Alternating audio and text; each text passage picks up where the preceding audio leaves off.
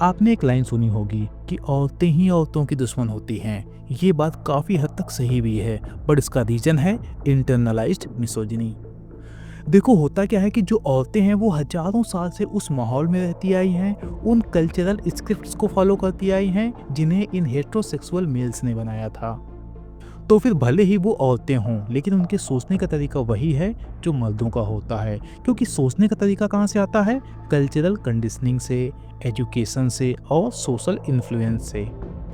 तो आपने अक्सर देखा होगा कि मान लो कोई औरत जो काफ़ी बोल्ड तरीके से कपड़े पहनती है या फिर वो पुरुषों से बात करती है, तो पुरुषों को जो सोचना होगा वो सोचेंगे ही, लेकिन जो आस पड़ोस की औरतें होंगी वो इस फीमेल के बारे में इसके पीठ पीछे इतना सब बोलेंगी कि वो ऐसी है, वैसी है, उसे कोई शर्म लिहाज नहीं, छिनार है, आदि आदि।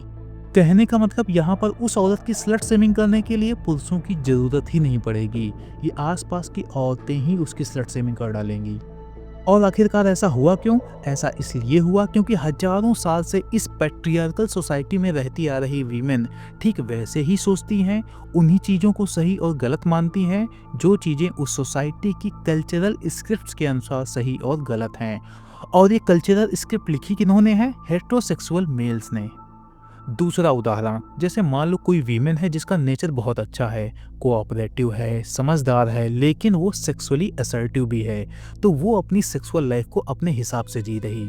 तो आसपास की जो वीमेंस होंगी ना वो सब कुछ भूल जाएंगी, यानी कि वो ये भी भूल जाएंगी कि वो कितनी बेहतर इंसान है, कितनी कोऑपरेटिव है और कितनी समझदार है, और सिर्फ उसके सेक्सुअली असर्टिव नेचर पर ही फोकस करेंगी और फिर उस तरीके से सोचेंगी जिस तरीके से उस समाज के पुरुष सोचते हैं और उसे छिनार यानी कि स्लट घोषित कर देंगी।